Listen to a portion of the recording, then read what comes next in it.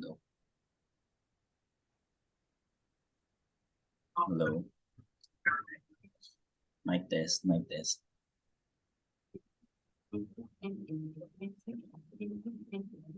In a world where knowledge is power, the Academy Thank you po, Doc. of Sciences celebrates a decade of excellence. For 10 remarkable years, we have been a beacon of unmatched medical training, founded with a steadfast commitment to delivering unparalleled education. Hello, mic test, mic test. Where knowledge is power, Thank you po, Doc. the Academy of Emergency Sciences has excellence. For 10 remarkable years, we have been a beacon of unmatched medical training, founded with a steadfast commitment to delivering unparalleled education. Hello, mic test, mic test. Where knowledge is power, the Academy of our distinguished faculty, comprised of specialist doctors, brings their extensive real-world experience to the forefront, ensuring that our students receive the highest caliber of education. From American Heart Association, AHA, Basic Life Support, BLS, to Advanced Cardiovascular Life Support, ACLS, and Pediatric Advanced Life Support, PALS courses. Our mission is to empower our students to lead resuscitations with absolute confidence. Consistently top-rated courses, a testament to our unwavering commitment to providing an exceptional learning experience, proven by our countless satisfied students. Yet, our commitment extends beyond the fundamentals. Academy of Emergency Sciences goes the extra mile, offering supplementary courses, including the complimentary Advanced Airway course, enriching our students' knowledge. Join us in our mission to create a safer world through knowledge, expertise, and an unwavering dedication to life-saving.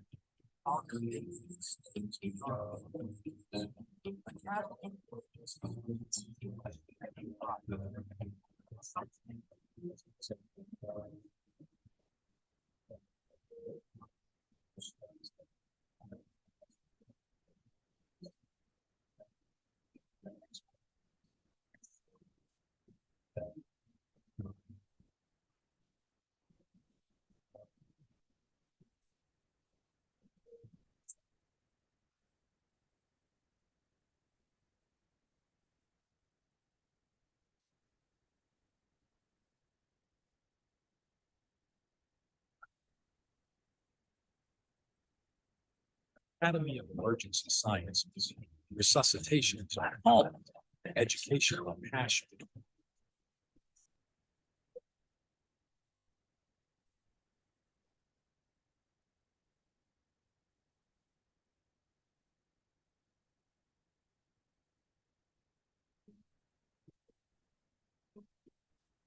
In a world where knowledge is power, the Academy of Emergency Sciences celebrates a decade of excellence. For 10 remarkable years, we have been a beacon of unmatched medical training, founded with a steadfast commitment to delivering unparalleled education. The Academy of Emergency Sciences has consistently set the standard.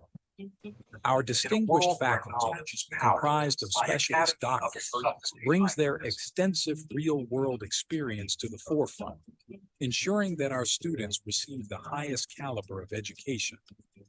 From American Heart Association, AHA, Basic Life Support, BLS, to Advanced Cardiovascular Life Support, ACLS, and Pediatric Advanced Life Support, PALS courses.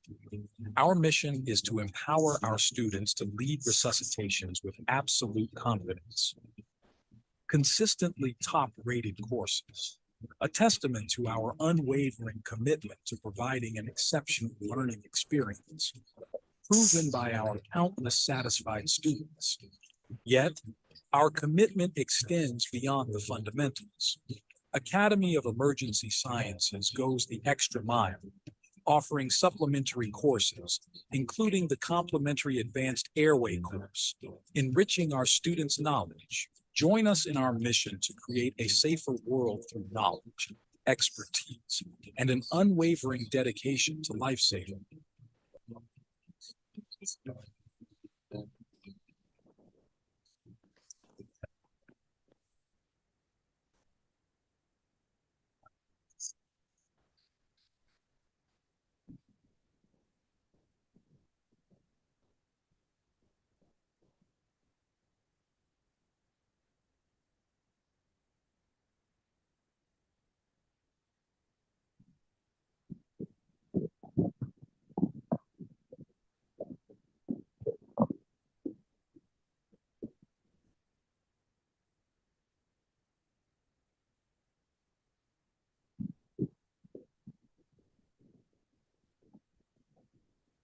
Academy of Emergency Sciences.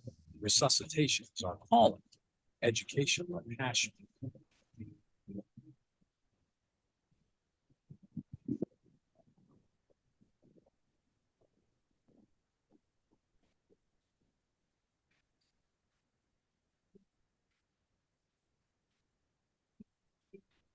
In a world where knowledge is power, the Academy of Emergency Sciences celebrates a decade of excellence. For 10 remarkable years, we have been a beacon of unmatched medical training, founded with a steadfast commitment to delivering unparalleled education. The Academy of Emergency Sciences has consistently set the standard. Our distinguished faculty, comprised of specialist doctors, brings their extensive real-world experience to the forefront, ensuring that our students receive the highest caliber of education. From American Heart Association, AHA, Basic Life Support, BLS, to Advanced Cardiovascular Life Support, ACLS, and Pediatric Advanced Life Support, PALS, courses. Our mission is to empower our students to lead resuscitation with absolute confidence. Consistently top-rated courses, a testament to our unwavering commitment to providing Pati papel, yung ballpen talaga na totoong ballpen. by our countless satisfied students. Yet, Favorite ko yan. is beyond the fundamentals. Academy of Emergency Sciences goes the extra mile, offering supplementary courses, including the complimentary Advanced Airway course, enriching our students' knowledge. Join us in our mission to create a safer world through knowledge, expertise, and an unwavering dedication to life-saving.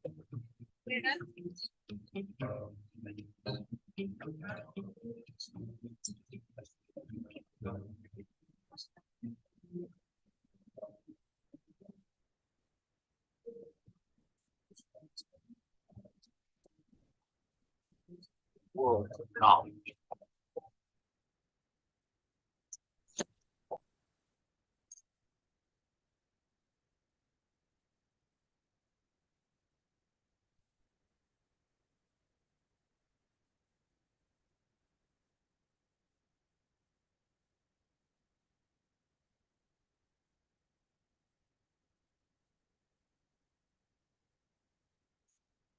Academy of Emergency Sciences.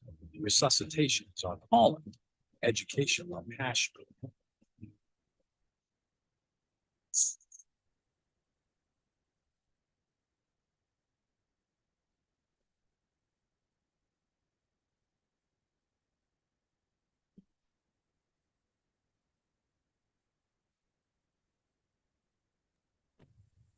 Good morning, ladies and gentlemen, esteemed colleagues and young doctors. Before we begin today's webinar, I would just like to introduce myself. I am Lou Suntay Palad, and I'll be your host and moderator for today.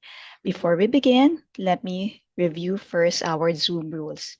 Please keep your microphones on mute all the time so that we will not interrupt today's lecture. Type in your questions in the chat box anytime during the lecture, and later on, we will have a Q&A portion and discuss them. After which, your attendance link will be sent through the chat box, and it will be open for 5 minutes, wherein you can sign in, and after which you'll be able to get your certificate. Once again, good morning, ladies and gentlemen, esteemed colleagues and young doctors. Greetings and welcome to a distinguished webinar series entitled R.E.M, Resuscitation Essential for Moonlighters, a tribute to a decade of excellence at the Academy of Emergency Sciences. As an accredited AHA, American Heart Association training partner for BLS, ACLS, and PALS, we have consistently upheld the belief that resuscitation is not a merely a task, it is our unwavering calling. Our motto, resuscitation is our calling, education our passion, underscores our enduring commitment to the art of life-saving. The choice of the acronym R.E.M for this webinar is not by chance. It reflects a profound correction with scientific research suggesting that REM sleep is when we most effectively consolidate learning and memory. Today, we gather to deepen your knowledge and enhance your resuscitation skills with a firm belief that the wisdom imparted here will translate into lives saved. This year-long webinar series is generously offered free of charge, our humble contribution to advancing the realm of resuscitation education. We are resolute in our mission to empower young doctors and healthcare professionals with the essential knowledge required for their arduous moonlighting shifts. We express our profound gratitude for your presence here today and we invite you to embark on this journey of enlightenment with us. Together, let us strive for excellence. And remember, resuscitation is our calling, education our passion. It is with great anticipation that we look forward to collectively advancing our understanding and proficiency in resuscitation. It is with great pleasure that I introduce our speaker for today.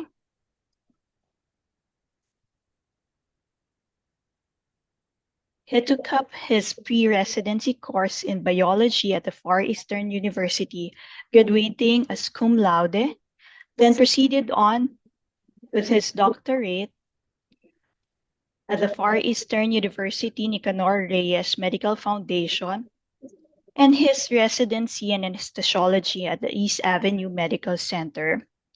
Currently, he is working as a medical officer in anesthesiology at the Bulacan Medical Center. He is also an American Heart Association Basic Life Support and Advanced Cardiovascular Life Support for the Academy of Emergency Sciences. Colleagues, let us all welcome Dr. Christopher Salvador. Good morning, Budo. Good morning, everyone.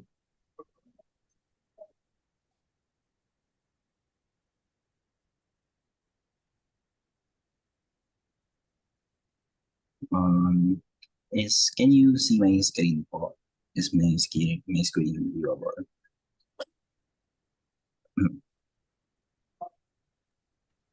You're good, Doc. Okay. Hello again. Again, everyone, good morning. Today we will be tackling about the first topic for our anniversary lecture series. So today we will be tackling about rapid sequence induction and intubation. Intubation is a core skill in various medical fields, especially in anesthesia, critical care, and emergency medicine. Performing intubation requires precision, confidence, and attention to detail to ensure the patient's airway is secured safely. More so when faced with difficult clinical scenarios that would require immediate securing of the patient's airway without compromising the patient's safety. Hence, today we are going to discuss a general guide to rapid sequence induction in intubation, the principles and pharmacology behind. For today's webinar, our aim is to gain an understanding and the concept of rapid sequence induction and intubation, its indications, proper patient selection, and contraindications to learn to properly prepare for RSI, including airway evaluation, positioning, and pharmacologic choices. And lastly, to get to know the complications of RSI and know its proper management.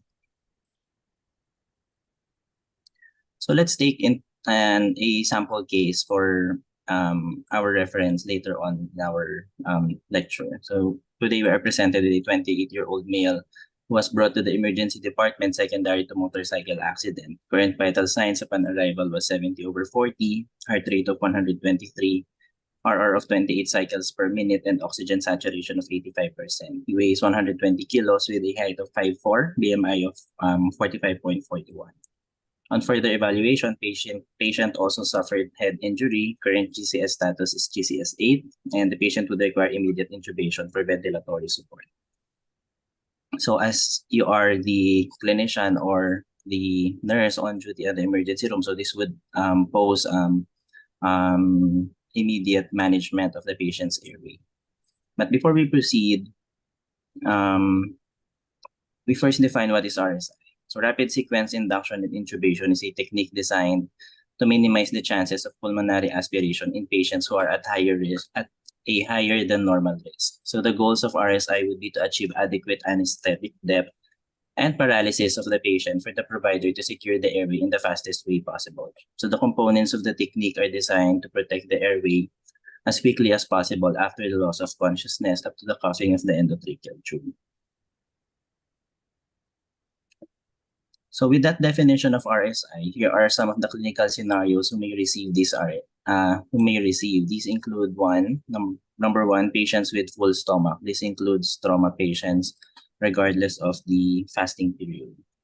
Next, patients with gastropathy, such as small bowel or large bowel obstruction, esophageal pathologies, or patients with GERD with active symptoms, or patients who are morbidly obese with increased intra-abdominal pressure. Also, patients with ascites and pregnant patients. For pregnant patients, this is especially true if the patient is more than 20 weeks pregnant. However, not all patients who are candidate for RSI should receive RSI, especially if you lack the necessary equipment to provide the said technique, or you anticipate difficult intubation and difficult ventilation without any advanced airway devices available, or no available assistants skilled in assisting the airway management. And lastly, if emergency surgical airway is not possible to do. Higher than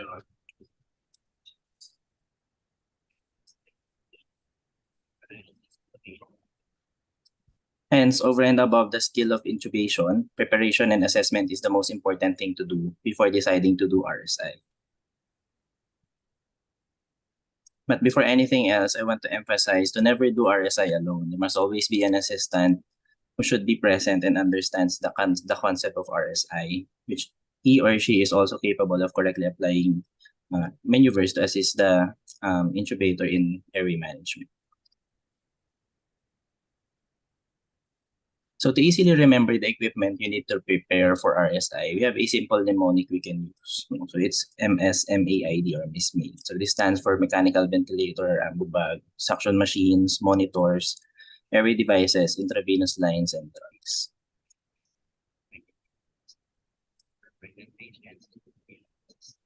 So for the first part of the preparation, mechanical ventilator, if available, should be requested and are put on the settings adequate for the patient, for him or her to be immediately attached after intubation and avoid improper ventilation. However, and during all times, if not yet available, self-inflating resuscitation bag or ambu bag should always be available for manual ventilation.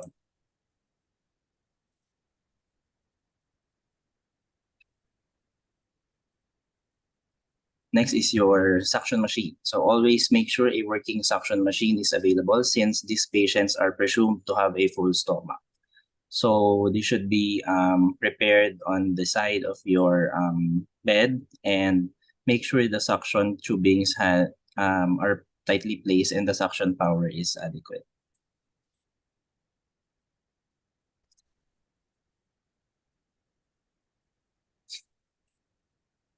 Monitors that should be used should be ideally the one that can provide automatic cycling of your blood pressure, provide continuous pulse wave oximetry, electrocardiography, and end-tidal carbon dioxide monitoring.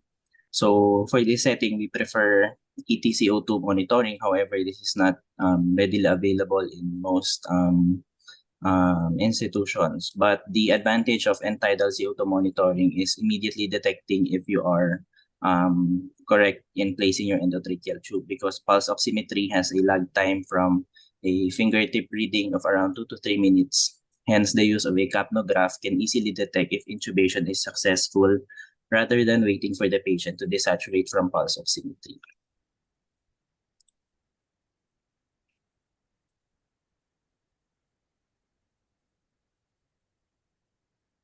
So laryngoscopes of different sizes should be available for your airway devices. Video laryngoscopes, if available, will provide better visualization, but however, this may be limited in some settings. Hence, direct laryngoscope should always be available. The type of blade to be used, whether curved or straight blade, will be dependent on the operator's preferences. So properly sized endotracheal tubes, preferably one size higher and lower for the patient, should be available during the process. For a typically sized male, it's around 7.5 to 8 millimeters internal diameter. For a typical sized female, it's 7 to 7.5. And for pregnant patients, it's 6.5 to 7 millimeters internal diameter, since pregnant patients have edematous airways secondary to their hormonal changes.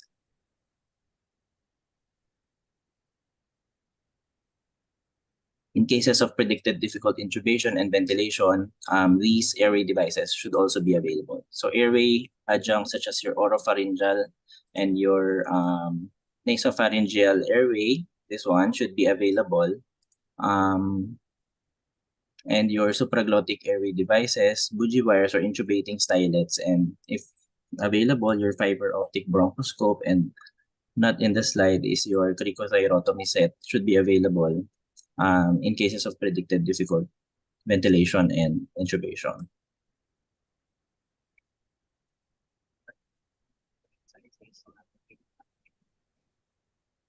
And since we will be sedating the patient and giving our paralytics, it's important we have our intravenous line. So make sure the intravenous line is patent with a good flow. Check for edema on the intravenous site. Change the IV line if the flow is poor. If peripheral access is proved difficult, central access via the internal jugular vein or a surgical cut down from the brachial circulation may be needed.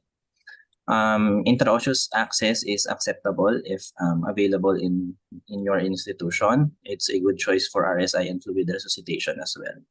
However, doing your intramuscular sedation or intramuscular route is not recommended due to poor predictability of drug onset. And lastly, we need our drugs and crash cards. So since we will be sedating the patients and providing neuromuscular blockers, so these should be readily available. And if they have reversal agents, they should also be available. And since one of the most common side effects of these drugs are hypotension and they are more or less cardiac depressants, resuscitation drugs should be available, and also your defibrillators. Well, everything that we have discussed is being prepared. You as the team leader or as the one who will provide the RSI, should ready your team when those things are being prepared. Again, doing RSI alone is nearly impossible. So the team should ideally be composed of the people who will manage the following. So this is the ideal positioning of the team members during RSI. So person number one is the airway person or the intubator.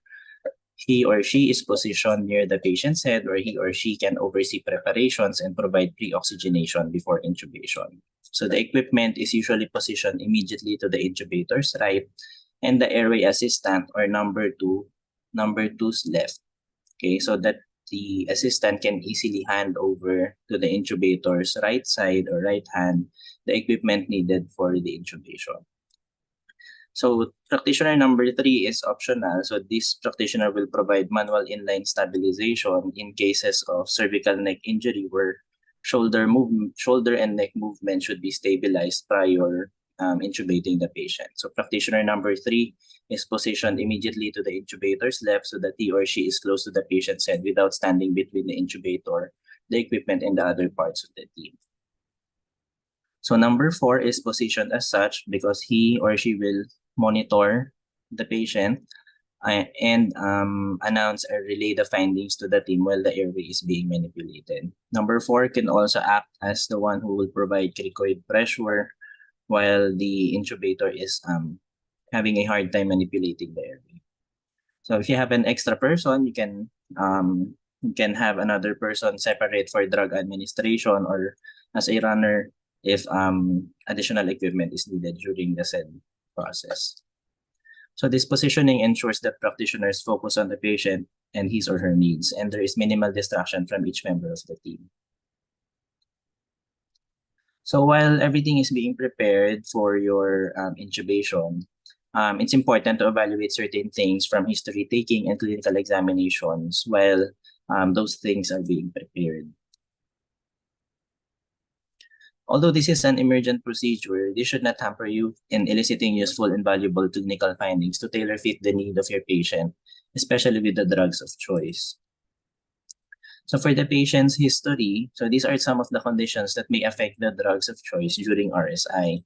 So for now, I want you to remember this, and then we'll discuss in detail later the implications on your drugs of choice. So for the cardiovascular history, check for hypertension, heart failure, or history of heart attack. For respiratory, checks for history of asthma, COPD, or pneumonia. Check for signs of elevated intracranial pressure or spinal cord injury. Check if the patient is pregnant medical record, hypertension, or has history of intracranial and aortic aneurysms, or patient has history of trauma and shock, or if the patient has history of burns. COPD, elevated spinal cord injury. So aside from the basic physical examination, which includes your cardiac and respiratory physical exams, the vital signs will give you a good clinical hint on which drugs are fit for your patient. And since we will be manipulating the airway during the process, we would focus on a quick but efficient way to assess your patient's airway. However, I would like to emphasize that no single airway examination index or technique is superior with the other. These combined indices will provide you with better picture on the difficulty in intubation.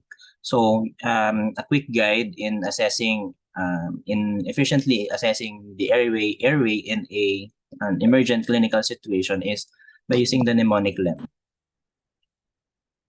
So L is, first is to look externally for obvious external factors and physical examination findings which would prompt you of a possible difficulty in managing the intubation process. So this is in cases where there are short neck, presence of neck masses, airway trauma, limitations of mouth opening, and facial deformities. Next is to examine the patient's ability to open the mouth by evaluating if she can fit 3 fingers between his incisors. So this is for the evaluating the 3-3-2 rule. So 3 stands for 3 finger breadths between his or her incisors. So this checks the patient's ability to open his or her mouth. Next, check the distance of the hyoid bone to the mentum, which will assess if the patient has micrognathia or small jaw, which would imply decreased oral compartment, as depicted in the second picture. And lastly, evaluate the distance between the floor of the mandible at the hyoid bone to the thyroid notch on the anterior neck. It should be greater than 2 fingers, suggesting a more favorable airway condition for intubation, such as in the third picture. So any measurement that is less than 3-3-2 may indicate a potential difficulty with airway management. But as what I have stated, no single index in airway management is superior. So you need to combine this with other clinical findings to fully assess your patient. Next is check for the Mallampati score if the patient is conscious. Mallampati score is based on the amount of visible space in the oropharynx, usually performed when the patient is sitting upright and asked to protrude his or her tongue and maximally open his or her mouth. So the lesser structures you see, the more potential difficult for intubating the patient. It is also essential to evaluate whether the airway may be obstructed by various factors such as a foreign body, abscess, tumor, hematoma, or swelling of the soft tissue. This assessment becomes particularly crucial in cases such as burn victims or trauma patients with expanding hematoma where risk of airway compromise is heightened.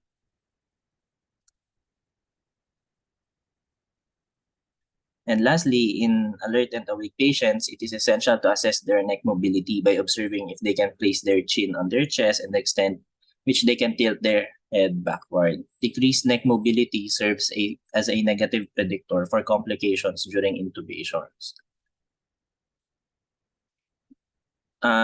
Therefore, nurses also in the emergency departments are frequently involved in securing and assisting in the placement of tubes, as well as monitoring the patient's vital signs. So, any concerns to the attending and relaying any concerns to the attending physician. So, failure to intubate a patient on time can lead to critical situations. Therefore, when anticipating a difficult airway, it is also advisable to consult an expert to ensure appropriate expertise and resources are available. So aside from assessing intubation, we should also assess if we will have a difficulty in ventilating the patient, just in case intubation will prove to be difficult. Although in the classical definition of RSI, we shy away from providing positive pressure ventilation to avoid insufflating the stomach and preventing regurgitation, but these are some of the clinical scenarios where ventilation may prove to be difficult. We can use the mnemonic MOANS, MOANS.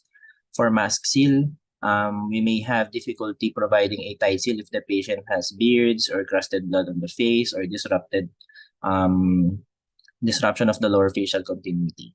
For O, signs of obstruction or obesity, usually age of more than 55 years old, and patients who are edentulous or no teeth. No, so you may consider leaving the denture if the patient is edentulous or putting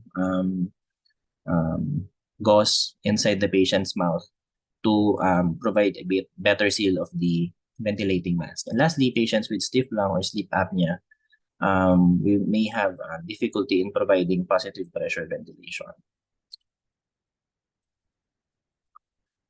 Lastly, once you have done assessing the airway of the patient, before attempting to intubate, you as the clinician should decide whether to intubate the patient awake or with induction airway strategies, because based on the difficult airway algorithm,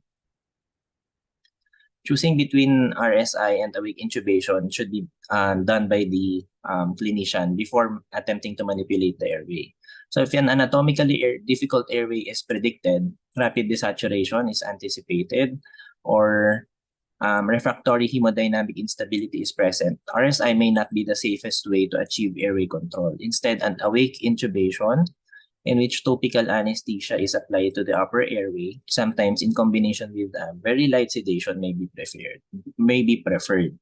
The benefit of the awake intubation is that the patient maintains spontaneous ventilation, thereby avoiding the dangers of apnea and hemodynamic compromise. However, it has its own potential drawbacks. It may be poorly tolerated and requires time for the topical anesthesia to take effect. And in rare cases, awake intubation can precipitate complete airway obstruction. Hence, rescue plan in the event, if in the event these situations occur.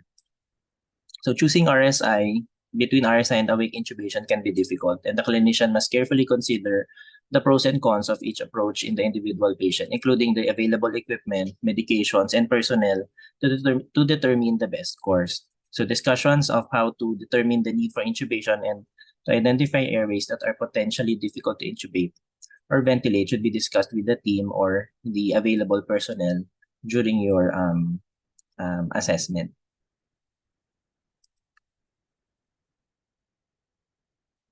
With RSI as the chosen technique, the clinician selects the appropriate induction and neuromuscular blocking agents to be used and determines the doses. The medications to be used are drawn up in labeled syringes, and standard closed-loop communication protocols are used to ensure proper dosing to the patient.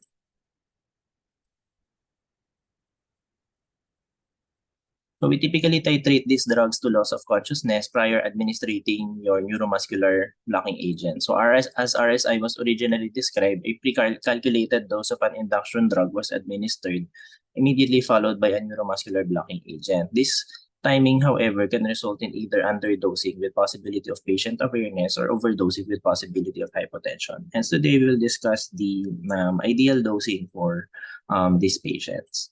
So the general component of the drugs of choice for your RSI Number one is your sedative. So the primary goal of giving sedatives is to induce unconsciousness prior to muscle paralysis. Since these patients are presumed to have a full stomach, the agents of choice to induce paralysis should have a fast onset with minimal cardiovascular and respiratory effects and should achieve optimal intubating conditions. And ideally, these also have short clinical duration of action and reversibility is desirable as well. So these are some of the commonly used drugs for RSI in inducing unconsciousness, right? Propofol, thiopental, tomidate, ketamine, and midazolam. So since RSI is an invasive process manipulating the upper airway, pain from intubation is also expected. So we need to provide analgesia for the stresses of your intubation. So this would decrease your sympathetic response to RSI and prevent catecholamine surges that may be detrimental to the patient.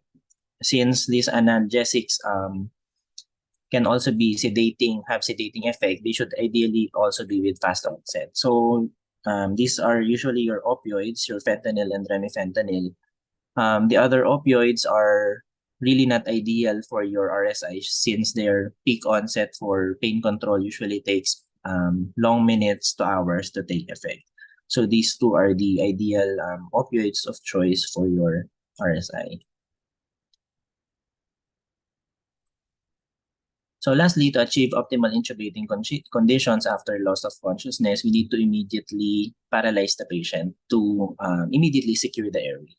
So these paralytics should ideally have fast onset and offset, and if we're, again, with prolonged duration, reversal agent should be available. So the two available paralytics with fast onset of action for RSI is your succinylcholine and your loperamide. So let's discuss the sedatives and hypnotics. So propofol is the most commonly used medication for induction of anesthesia and for RSI. So it's given at a dose of 1.5 to 2 milligram per kilogram with an onset of 30 to 45 seconds and a clinical duration of 5 to 10 minutes. So the advantages of your propofol include its rapid onset and its ability to suppress your airway reflexes and induce apnea. So you will have a easier time manipulating the airway. So the duration of action of propofol is short of 5 to 10 minutes, which is a double-edged sword. It is an advantage if the airway management is difficult since the patient will be awakened after 5 to 10 minutes. However, also its short duration of action would mean that repeated doses of propofol may be required if airway management is prolonged. Other benefits of your propofol would be its bronchodilating effect, hence it would be a good induction agent of choice for patients with hyperactive airway, such as your patients with asthma or COPD.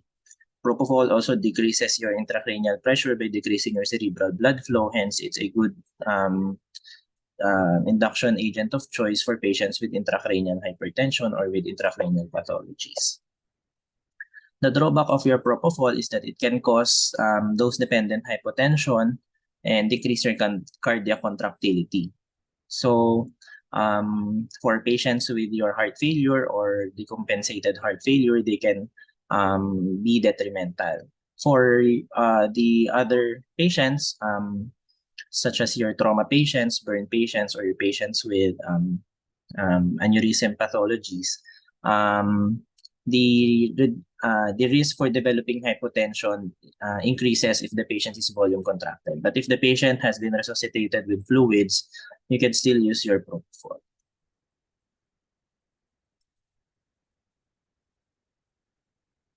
Next is your ketamine. So ketamine is an NMDA receptor antagonist used for induction of anesthesia. So it's given at a dose of 1 to 2 milligram per kilo with an onset of 45 to 60 seconds and a clinical duration of 5 to 10 minutes.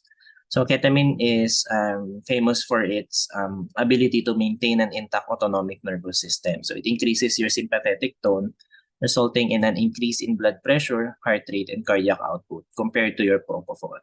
So thus ketamine is an alternative to etomidate, which we will discuss later, for patients at risk for hypotension. So Ketamine is also a bronchodilator, which makes it again a good induction agent for patients with asthma and COPD. And ketamine has an analgesic property for itself, so it can reduce the need for your opioids like your fentanyl and remifentanil. However, ketamine's ability to increase the sympathetic tone would be dependent upon the presence of adequate sympathetic reserve. So in patients who has maximally activated the sympathetic response and depleted all the reserves, such as patients with profound hypovolemic shock, ketamine may result in hypotension as a result of myocardial depression. So you need to carefully assess the patient if the patient still has adequate sympathetic reserves. Ketamine also results in increased salivation, which may lead to your aspiration. So you need to be prepared in suctioning the oral secretions. However, you can prevent this increase in salivation by pre-medicating the patient, if possible, with atropine or your glycopyrrole. So since ketamine is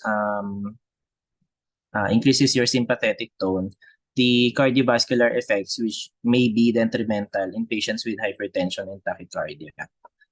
And secondary to this increase in sympathetic tone, there would be increased cerebral blood flow and increased cerebral oxygen consumption, leading to increased ICP. So ketamine may not be an ideal induction agent for patients with suspected increased intracranial pressure and patients with your aneurysm pathologies.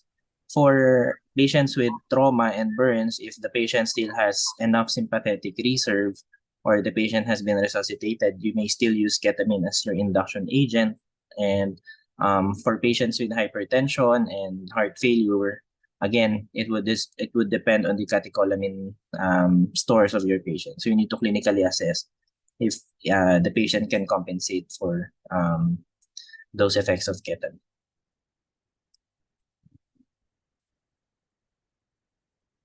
So next is your etomidate. Etomidate is not very commonly seen in the medications present in the emergency department, but etomidate is often touted as hemodynamically stable induction medication with a relatively large safety margin because of its minimal or non-existent effect on the mean arterial pressure, pulmonary artery pressure, your CVP, your cardiac index, and your pulmonary vascular resistance. So this makes it an ideal agent in inducing patients with cardiac pathologies, hypertension, and even in patients with aneurysm pathologies. So the it can also decrease your cerebral blood flow, ICP, and cerebral autoconsumption, but it also has an epileptogenic activity. So if that would leave you to your clinical decision whether to use it in patients with increased intracranial pressure. So it's given at a dose of 0.2 to 0.4 milligram per kilo with an onset of 30 to 45 seconds and the duration of 5 to 15 minutes. The dreaded side effect of your etomidate is it can cause adrenal suppression,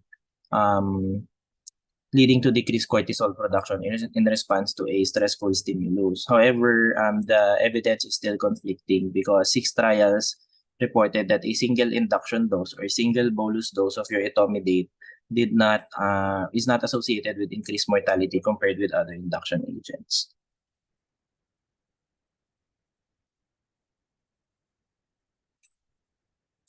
Before the introduction of propofol, thiopental was the most commonly used agent, both for routine induction of anesthesia and RSI.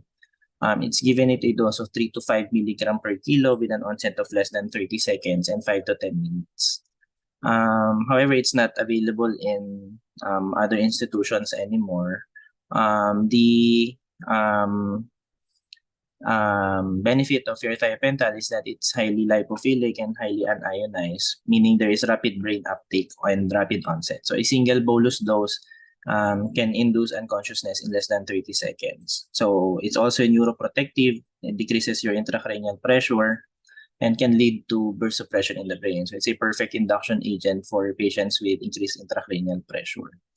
However, these are also myocardial depressants, and venodilators, especially in volume contracted patients. So you may want to take caution in giving them to patients with cardiac pathologies and patients with burns and trauma if they have volume contracted states.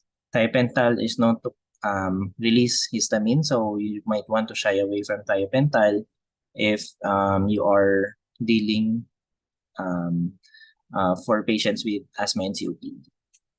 So one noted common side effect of your thiopental is that can precipitate acute intermittent porphyria, so it's contraindicated in this set of patients.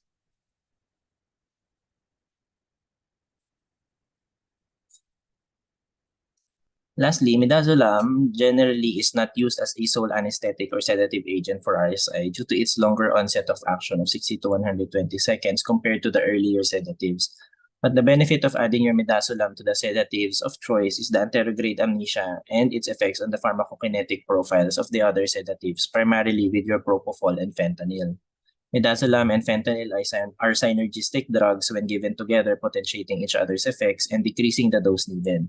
Also, propofol with midazolam, midazolam increases propofol concentration by 25% secondary to the hemodynamic changes when they are co-administered, decreasing the overall dose of your propofol by 10%. So midazolam is given at a dose of 0.1 to 0.3 milligram per kilo. Minimal hemodynamic changes are seen with midazolam unless you combine it with other sedatives. So usually we co-administer midazolam with the propofol or with fentanyl when doing our RSI. So now that we have discussed our sedatives and hypnotics, as a takeaway, the sedative of choice would depend on your patient's profile and hemodynamic status in the emergency room. But since intubation is an invasive and painful process, we need to administer analgesics for both patient comfort and to blunt the sympathetic responses and unwanted hemodynamic instability brought about by intubation. So the two most common drugs given for RSI is your fentanyl and remifentanil, both of which have fast onset of action. And again, the other opioids are not desirable for RSI since their peak effects on pain control will take minutes to hours. So fentanyl is a highly lipophilic agent with an onset of less than 60 seconds in the clinical duration of 30 to 60 minutes. So it's given at a dose of 1 to 3 microgram per kilogram. It's 100 times more potent than your morphine. So the above dose can blunt the sympathetic response to intubation such as hypertension and tachycardia. So on average, the requirements for your propofol can be reduced by about 50% if it's co-administered with your fentanyl. So one of the dreaded side effects of your fentanyl is it causes chest wall rigidity if given very rapidly. So you should give your fentanyl around 30 seconds to 1 minute. And fentanyl can cause severe hypotension and severe bradycardia in high doses. So in all the clinical scenarios, you can really use your fentanyl adjusted to the dose depending on your patient's needs. So one of the newer agents available is your remifentanil, which belongs to the same drug class as your fentanyl. But remifentanil is ideally delivered via infusion as you bolus doses, if given, can lead to severe bradycardia and respiratory depression. So it's given at if you want, you can give it at a bolus dose of 0.5 to 1 microgram per kilo with an onset of 30 seconds and duration of 3 to 5 minutes. So it's more potent than your fentanyl. It's 100 to 200 times more potent than morphine. The duration of action is only 3 to 5 minutes as it is easy metabolized in the blood, which is also useful for patients with renal and hepatic failure. But the drawback of your remifentanil is that if you give it too early in the induction, by the time you intubate, the effects of remifentanil is already finished. So again, this is ideally delivered via infusion dosing. After we achieved unconsciousness, we would want to immediately paralyze the patient to achieve immediate optimal intubating conditions. Because as what we have talked earlier, these patients have a full stomach state. And once we induce unconsciousness, the patient is now unable to protect his or her airway if regurgitation or vomiting happens. Thus, the paralytics of choice, succinylcholine and rocuronium, have immediate onset, which can give you the optimal intubating conditions as early as possible from the loss of consciousness. So, succinylcholine is a depolarizing neuromuscular blocker. It has the fastest onset, shortest duration, and the greatest reliability. It's given at a dose of 1 to 1.5 milligram per kilo with an onset of 30 to 60 seconds and a short duration of 7 to 12 minutes. So, succinylcholine depolarizes both postsynaptic and extrajunctional and acetylcholine receptors. So, it initially depolarizes the membrane, leading to membrane hyperpolarization and desensitization. This usually manifests as flaccid paralysis after initial fasciculation. So once you have given your succinylcholine, you will have a hint that the succinyl has already taken effect or the onset has already arrived if the patient starts to fasciculate. So the muscles will contract. All the muscles on the patients, including the facial muscles, will contract until it will lead to a flaccid paralysis. Hence, the necessity for unconsciousness to be induced first before giving your paralytics.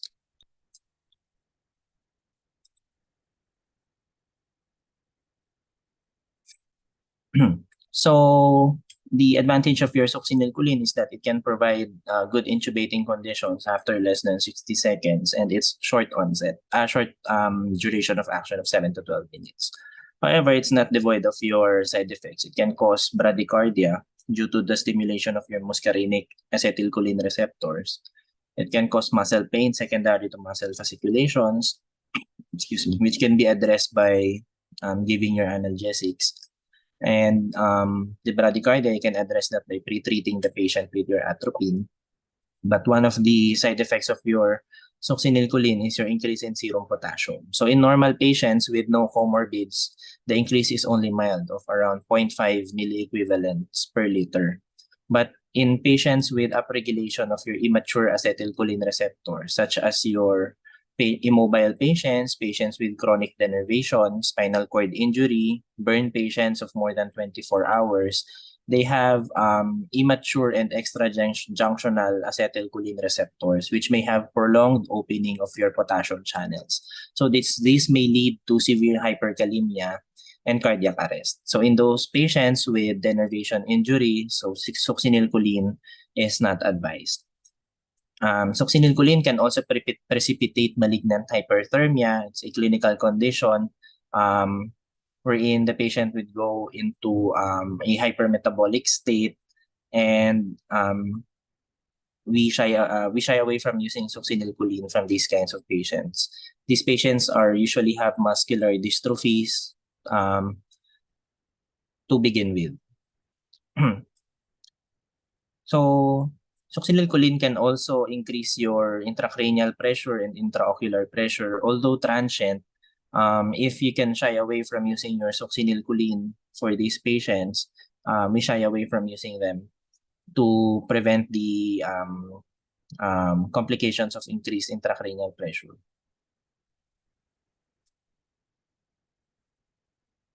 So these two clinical scenarios would be the one you need to watch out for succinylcholine. So since it can cause transient increase in ICP, so we try to shy away. So for patients with intracranial pathologies, and in patients with spinal cord injury, especially if it's more than 48 hours, there are development of the immature acetylcholine receptors, which can lead to fatal hyperkalemia when given with succinylcholine.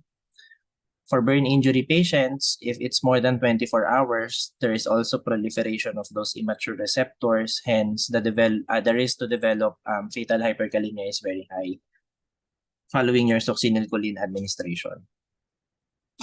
As a takeaway, redosing your succinylcholine after a single bolus can lead to severe bradycardia, nodal rhythms, and cardiac arrest. So, try to shy away from redosing your succinylcholine after the initial bolus dose.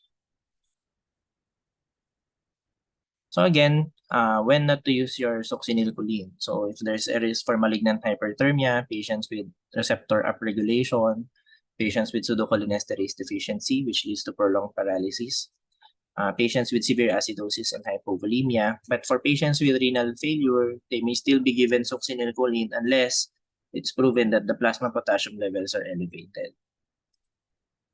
However, since these patients usually arrive at the emergency room without an initial laboratory result for your electrolytes, if you are unsure of the electrolyte status of your patient, you can use your rocuronium bromide as your paralytic of choice. It's a non-depolarizing neuromuscular blocking drug given at a dose of 1.2 milligram per kilo, and its onset is 45 to 60 seconds, but the duration is prolonged at 30 to 45 minutes.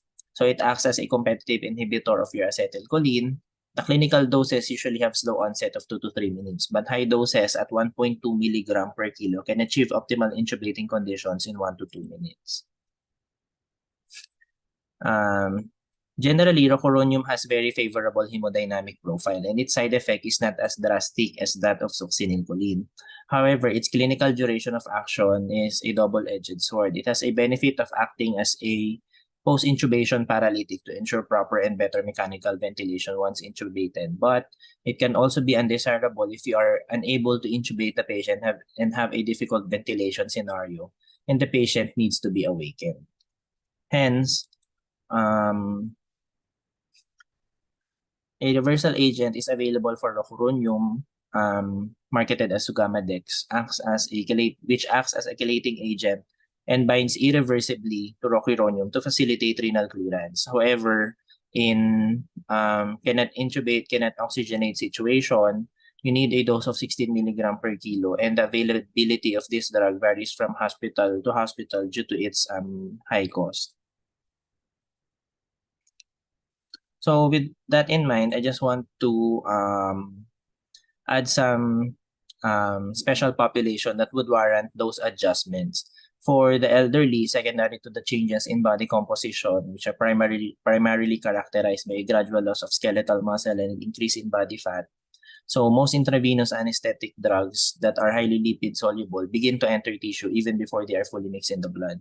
So clinically, this would mean that doses for the younger population will have a profound and prolonged effect in the elderly and may warrant dose reduction when doing your RSI.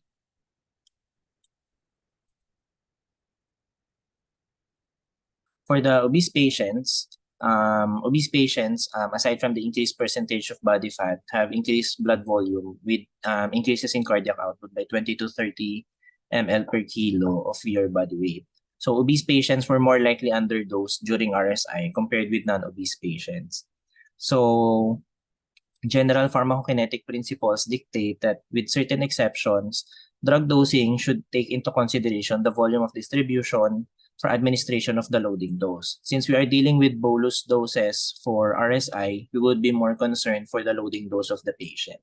So a drug that is mainly distributed to lean tissue should be calculated based on the lean body weight, and if the drug is equally distributed between adipose and lean tissue, the drug dosing should be calculated based on total body weight.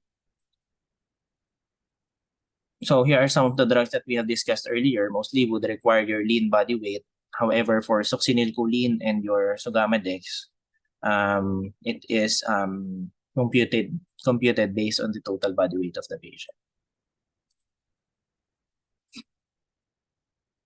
So while the drugs are being aspirated and prepared, it is important that you already position your patient. The 2022 ASA difficult airway guidelines recommend properly positioning the patient, administering supplemental oxygen before initiating airway management, and continue to deliver supplemental oxygen whenever feasible throughout the process of the difficult airway. So for a direct laryngoscopy to be successful, a line of sight from the mouth to the larynx must be achieved. So the classical model used to describe the anatomic relationships necessary was the alignment of three anatomic axes: the oral, the OA, oral axis, the pharyngeal axis, and your laryngeal axis. So positioning the patient in the sniffing position approximates this alignment. Cervical flexion aligns the pharyngeal and laryngeal axis. And maximal head extension at the atlanto-occipital joint brings the oral axis closer to the alignment. So proper positioning in the sniffing position involves approximately 35 degrees of cervical flexion. This one, 35 degrees of cervical flexion, accomplished by a 7 to 9 centimeter elevation of head on a firm cushion. But patients with shorter necks may require less head elevation. So confirming horizontal alignment of the external auditory meatus to the sternal notch for ensuring optimal head elevation for both obese and non-obese patients. So adequate cervical flexion also facilitates maximal atlanto-occipital extension, which provides optimal alignment of the oral and the pharyngeal axis and enhanced mouth opening. Patients who are obese often require elevation of the shoulders secondary to the cervical fat pad. That is to achieve adequate cervical flexion, which can be accomplished by placing the patient in the ramp position using either a specialized device or folded blankets. So again, still it has the same goal of aligning your pharyngeal and laryngeal axis as close as possible to achieve optimal intubating views during your direct laryngoscopy.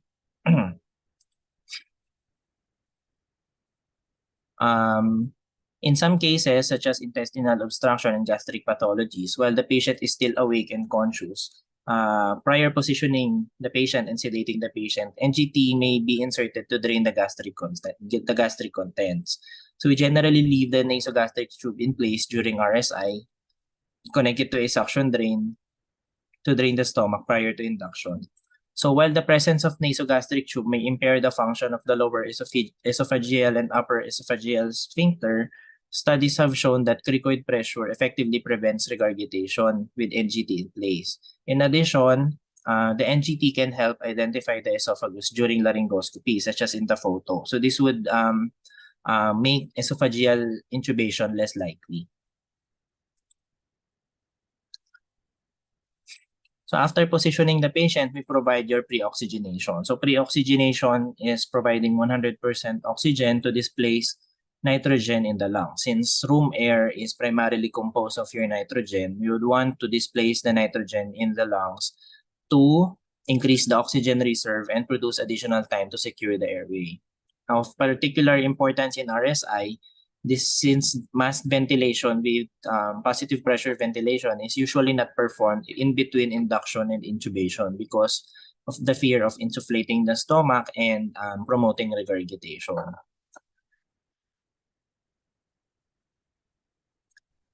So as you can see, for a patient breathing room air, the oxygen present in the lungs is only around 450 ml, and the total oxygen reservoir is around 1 to 1.5 liters. So the approximate duration of safe apnea would only be 1 minute. So after loss of consciousness, you will only have 1 minute to secure the airway of the patient. But if you fully pre-oxygenate the patient on 100% oxygen, you will have higher oxygen reservoir in the lungs, and you will have an approximate duration of 8 minutes to intubate the patient. How do we pre-oxygenate? So we provide 100% oxygen at flow rates enough to prevent rebreathing. So that's around 10 to 12 liters per minute and no leaks around the face mask. So this is to maximize, again, the apnea time. The end tidal oxygen concentration should at least be 90%. So the traditional ways on providing your pre-oxygenation is providing tidal volume ventilation or normal breathing over 3 minutes on a fitted face mask. So this would allow 95% of gas exchange in the lungs. However, if you are in an urgent scenario, you can do vital capacity breaths. You can ask the patient to breathe 4 vital capacity breaths in 30 seconds. That's their maximal inspiratory capacity after full expiration, or 8 deep breaths in 60 seconds. However, newer technologies can be applied when doing your pre-oxygenation by the use of your Thrive or transnasal humidified rapid insufflation ventilatory exchange device, which can continuously provide adjustable oxygen concentration with high flow rates from 8 to 70 liters per minute. In an American Society of Anesthesiologists study, ASA1 and 2 patients had an apnea time of 22.5 minutes before desaturating when pre-oxygenated with your Thrive. But the premise is to always keep the upper airway open with either jaw thrust maneuver or a nasopharyngeal airway may be effective when providing your Thrive for pre-oxygenation. So once you have properly positioned, you are undergoing prepared, you have prepared the necessary medications, and you are doing your pre-oxygenation, you can do, this was adapted from a journal published 2014. So the introduction of checklist should be accompanied by training in crew resource management to ensure that the team members feel empowered to create a patient-centered working environment. So ideally, checklist should take the form of a series of challenges and responses before RSI begins. So the team leader should read aloud each of the challenges, and the rest of the team should respond. So this would prevent errors or minimize errors, and check if all the equipment were prepared for the said patient.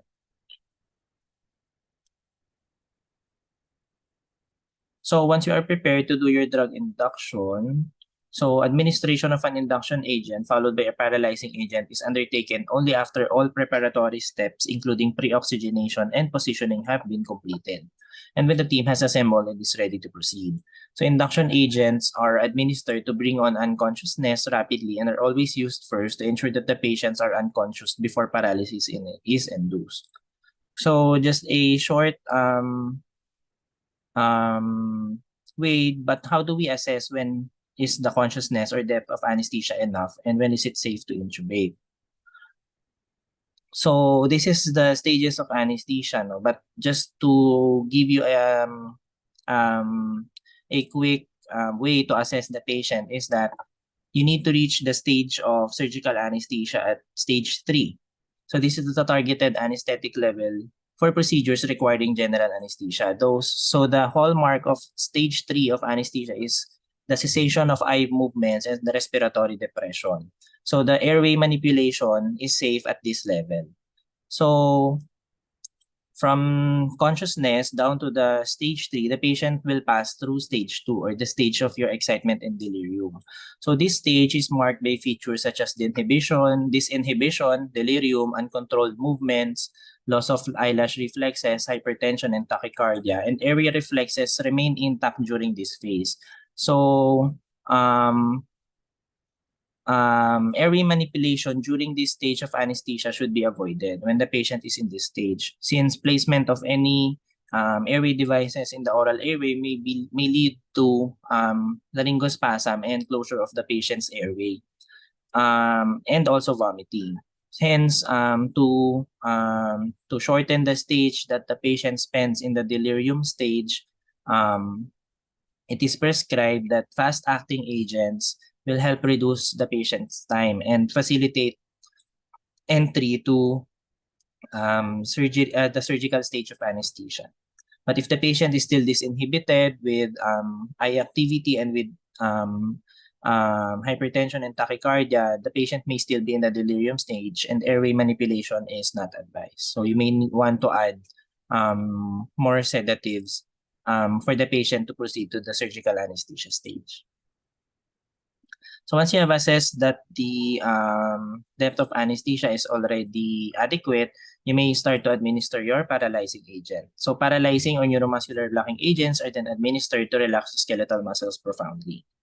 So if you're, from the discussions on the neuromuscular blocking agents, if you are using your succinylcholine, you will have an idea on the onset by the presence of your fasciculations. But if you are using your rocuronium, you should ideally have a timer of around 45 to 60 seconds to start intubating the patient.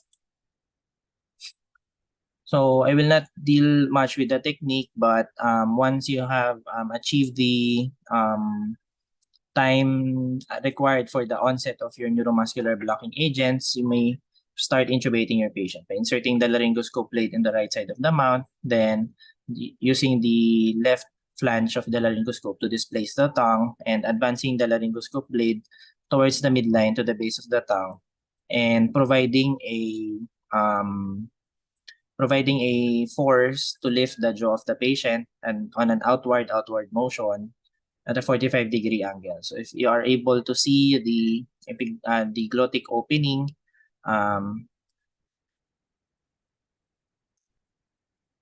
when performing the initial laryngoscopy, the common practice is for the intubator to verbalize the grade of view of the glottis opening according to the Cormack-Lehane classification system. So the Cormack-Lehane classification, if most of the glottic opening can be seen, would be classified as grade 1. So this would prompt that the rest of the team if you are having a difficulty in intubating the patient. So for grade 1, most of the structures can be seen. For grade 2, only the posterior portion of the glottis is seen. For grade 3, only the epiglottis is seen. And for grade 4, neither the epiglottis or only the tip of the epiglottis can be seen.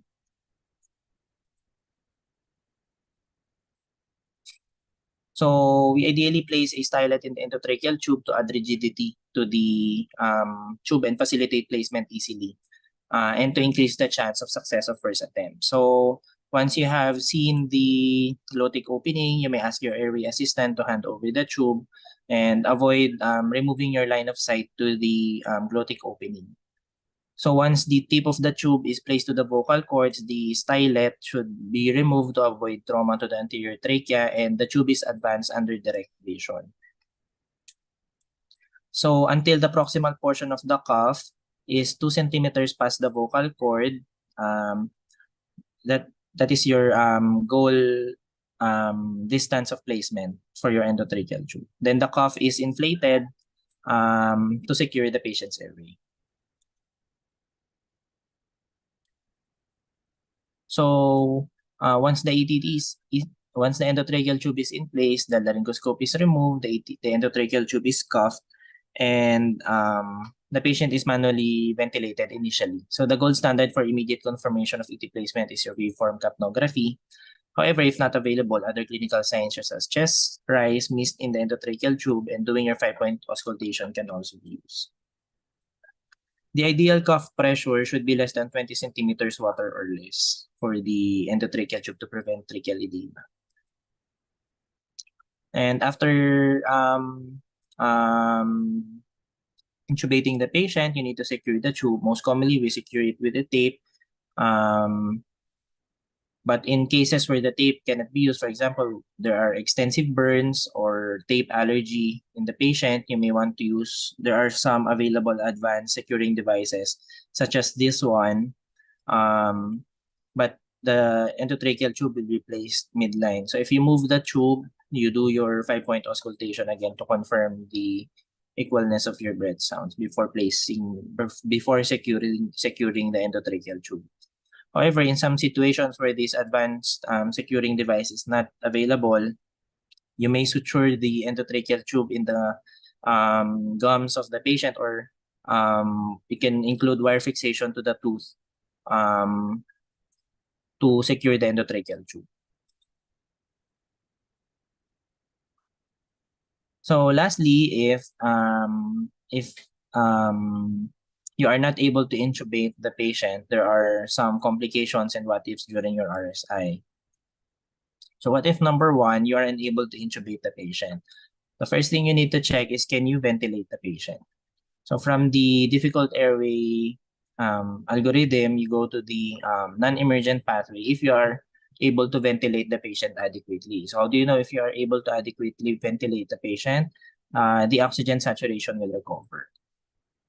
So we have stated earlier that ventilating the patient during RSI is generally contraindicated. However, you can modify the RSI. There is no standard definition of modified RSI, but most commonly it refers to a combination of your cricoid pressure and mask ventilation during induction intubation.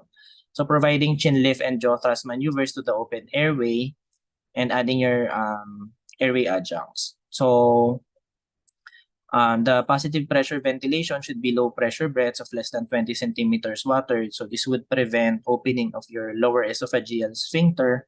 And also application of your cricoid pressure or your Selix maneuver. This should be between 30 to 40 newtons, roughly equivalent to 3 to 4 kilograms to prevent regurgitation. However, if you are about to attempt intubating the patient again, the cricoid pressure may prove a hindrance to the viewing of your laryngeal opening. So you may lessen the cricoid pressure when intubation is attempted again. So again, airway maneuvers such as your chin lift and jaw thrust can be done to open the airway, and airway adjuncts such as your oropharyngeal and nasopharyngeal airway can be placed.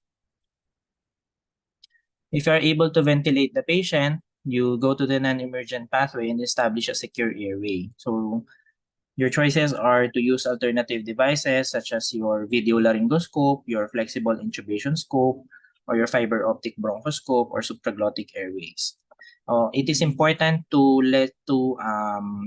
limit the attempts at tracheal intubation and supraglottic airway insertion. This is to reduce the risk of bleeding, edema, and other types of trauma that may increase the difficulty of mass ventilation and subsequent attempts to secure a definitive airway.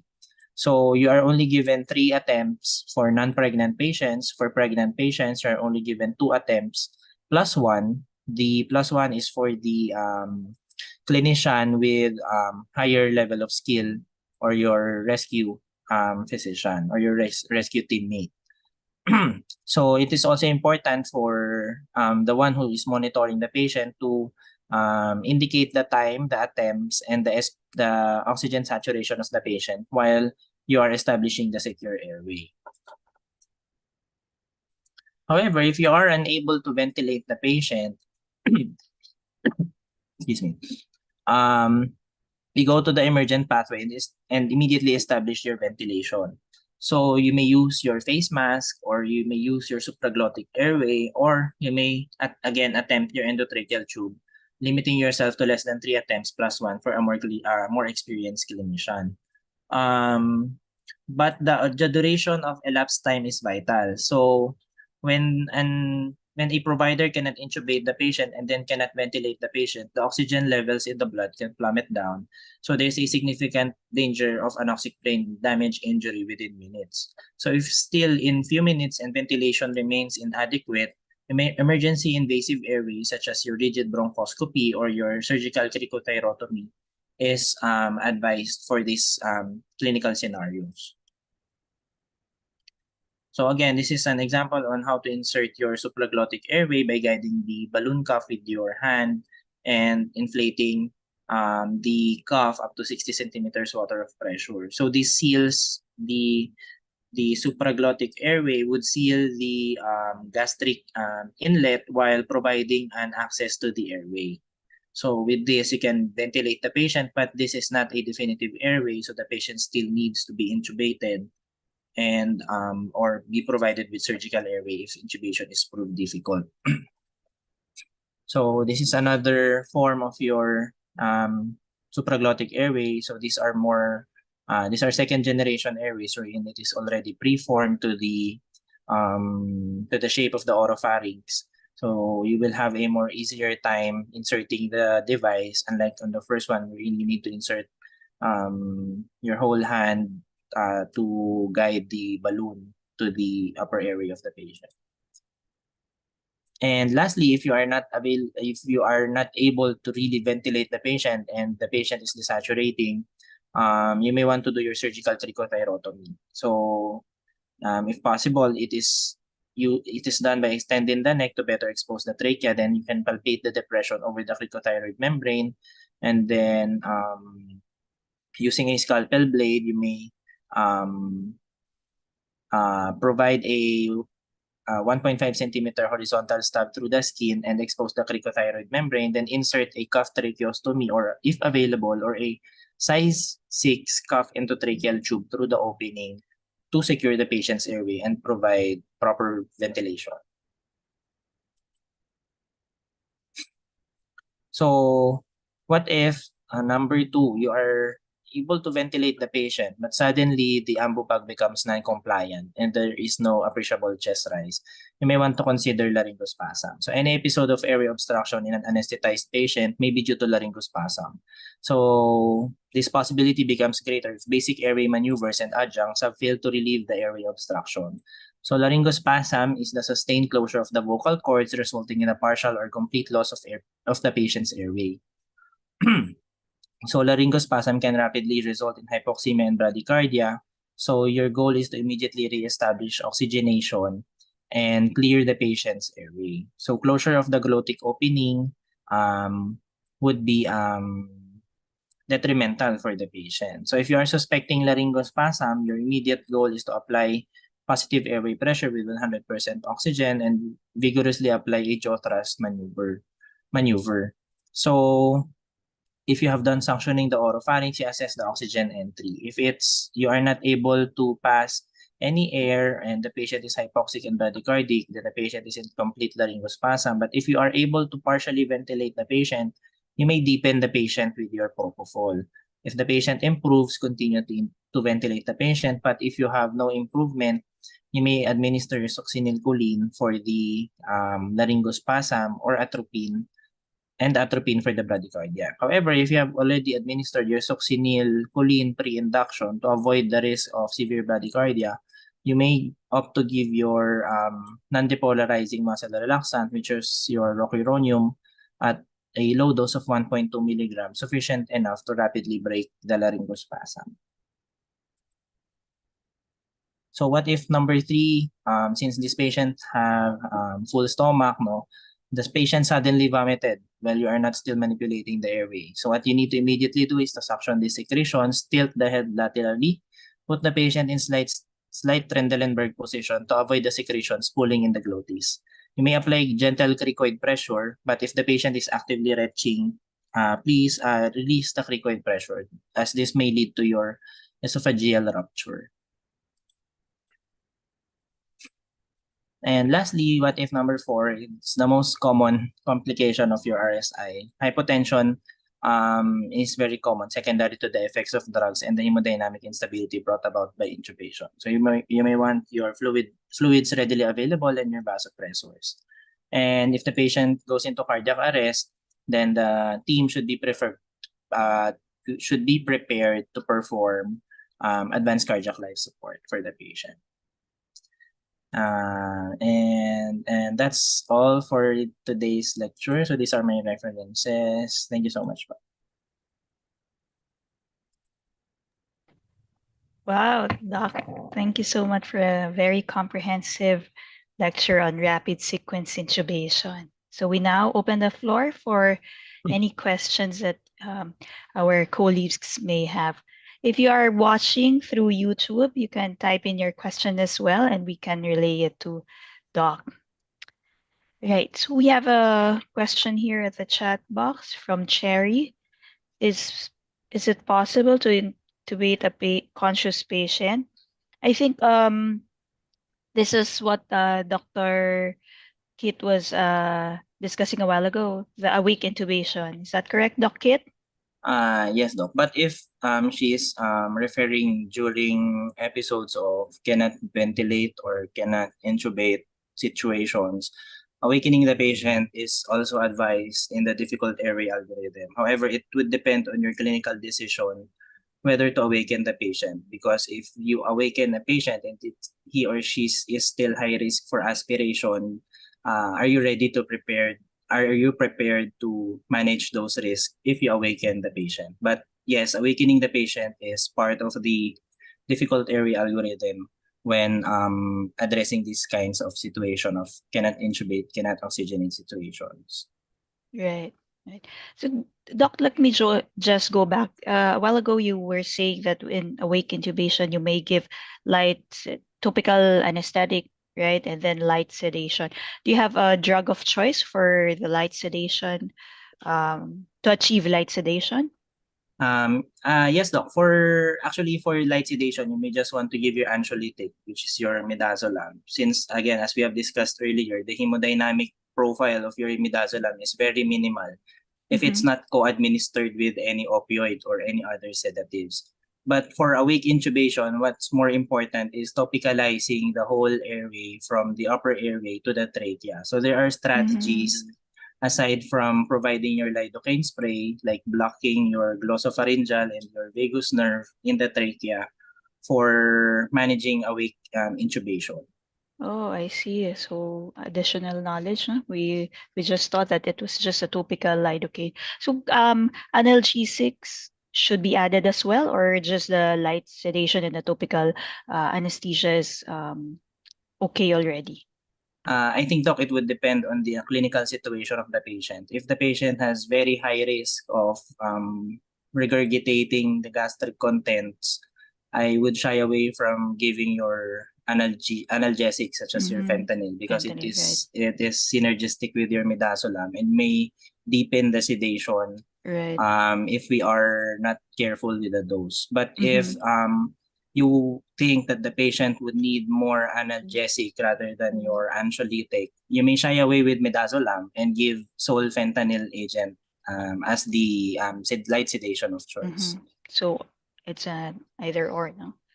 So another question from Kathleen, may modifications po ba gagawin sa RSI for suspected COVID-19 cases? Thanks po.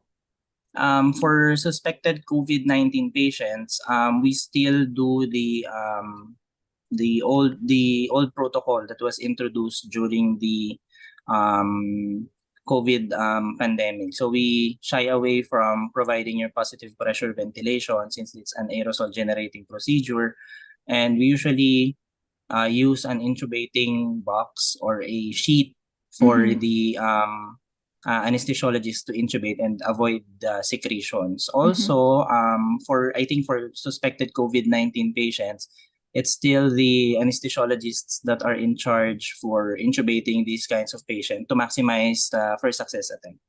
Correct, right. Also, I think very important as well is the use of your video laryngoscopy, right? Yes, po, Doc. So to help yes, also the first pass success. Granting that the user is also adept in using that. But if you're more adept in using the direct laryngoscopy, better stick on it so that you'll ensure the first pass success. There's another question here. I'm not sure if I'm not sure if Gretchen is asking ilang milligrams po ng midazolam. I'm not sure if she's asking for the awake intubation or because a while ago Doc mentioned with regards to the RSI dose. So is there any difference, doctor, for the awake the dose for the awake intubation or for the RSI dose that you mentioned a while ago? For the awake intubating dose, we will just want to do an anxiolytic level of sedation. The RSI dose is usually for the induction dose or for the general anesthesia dose of your midazolam. So we would only want around 20% receptor occupancy. So if the computed dose, there's actually no hard and fast rule for the dose of midazolam for your awake intubation. But I usually give 0.5 to 1 or up until 2 milligrams of your midazolam, just for the patient to be to have enough anxiolysis for the procedure, since it's to be done awake and the patient can see everything. Right. Okay. So I hope, Gretchen, that answers your question. If you have a follow-up question in there, just type in your question. Okay. Doc, let me just ask with regards to propofol a while ago. No, we would often see. So you mentioned the dose is 1.5 to 2 milligrams per kilogram, right? So usually we do give it at the titration, just push a little bit and see the effect to the patient. But other colleagues would give it as a bolus. What is your take on that, Doc? It would depend on the hemodynamic profile of your patient. No? If the patient is more or less hemodynamically stable and you are prepared with the hypotensive challenges of your propofol. For example, you have your bolus doses of your phenylephrine or ephedrine bedside. I would give propofol as a bolus dose, a rapid bolus dose, to facilitate the entry of the patient to the deeper stages of anesthesia and avoid the patient staying at stage 2, because stage 2 is a very dangerous stage when sedating the patient or providing general anesthesia, as laryngospasm is very the risk for laryngospasm at that stage is very high. So if we give propofol at a very slow dose, reassessing the patient from time to time if he or she has lost consciousness, we might not be aware that the patient may have salivated or may have aspirated, and the laryngospasm may have ensued. So that would give us another hard scenario. So for me, it depends on the hemodynamic profile and the preparedness of the provider to Reverse. to address the hypotension brought about by propofol. Right. Okay. So you mentioned hypotension is the most common complication of this medication. So is there a vasopressor of choice? Like you mentioned a while ago, phenylephrine, to push it, right, to reverse the hypotension.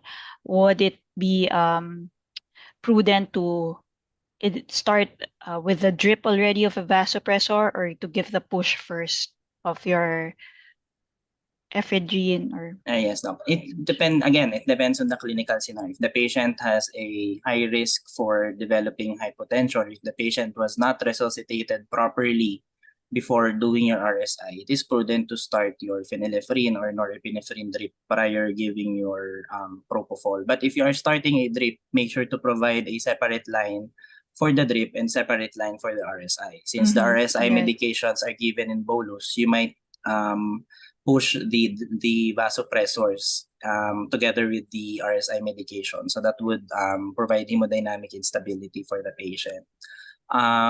But if the patient is not high risk, or if the patient is somehow hemodynamically stable, you may want to give the propofol bolus first, because the hypotension is somehow transient because of the redistribution kinetics of your propofol. Sometimes after a few minutes of redistribution, the blood pressure also recovers from the hypotensive effects of your propofol. But if this is a cardiac patient or patients high risk for developing hypotension, I think it is prudent to start your drip on another line prior giving your bolus of propofol. Okay, all right. There's another question from Heineken. I think he or she is talking about resource limited setting. Can we use diazepam for intubation if no other drug is available? If yes, what is the dose? You can give your diazepam in a limited clinical situation, no? Especially in the provincial areas where drugs are very limited. For the adult, we usually give it at a 0.5 milligram per kilo. Or if you are in an urgent situation, you can give it at a bolus of around 5 to 10 milligrams, or you half or full ampule of your diazepam. But the drawback of your diazepam is its onset. So the onset of diazepam is somehow slower with your propofol and your other hypnotics. But if that's the only drug available, you can still give your diazepam to provide somehow patient comfort and sedation during the said intubation process. You're right. Okay. So do we have any other questions from the audience? A very informative lecture, Doc, no? Very comprehensive. We thank you for that. Maybe before we end the lecture, Doc Segura, I just want to highlight the you mentioned a while ago with the position, the sniffing position. No? So I think our young colleagues must be aware of this, that it is not actually the liter of saline that is being placed at the neck area. So I want wanted to highlight that because it's a common practice for us to do that before. So it's very important that our young colleagues learn that so that they wouldn't have to go through the The wrong the process. wrong practice, no? So very, very nice point a while ago on that. Okay. All right. Any other questions? I think we don't have any questions from the floor. So um if we don't have any, we again would like to thank Doc Kit for enlightening us with regards to rapid sequence intubation. So we learned a lot today, and I hope you'll be able to translate it into your practice so that you wouldn't have any difficulty. And if you do, you know what to do already because Doc Kit prepared us through it, right? So again, thank you. The attendance link is already posted in the chat box. You may access it for 5 minutes, fill it up, and then we'll close the link already. Also, we would like to invite you again for our next webinar next month. It's going to be entitled, We've Got a Pulse, Now What? So this is all about post cardiac arrest care, and that is with Dr. Andro O'Malley, right? So we'll see. Sorry? All right. So we'll see you again next month. That is December 9, also at 9 a.m. here at the Academy of Emergency Sciences, R.E.M. Resuscitation Essentials for Moonlighter. Thank you, everyone. Good day. Thank you. Thank you po.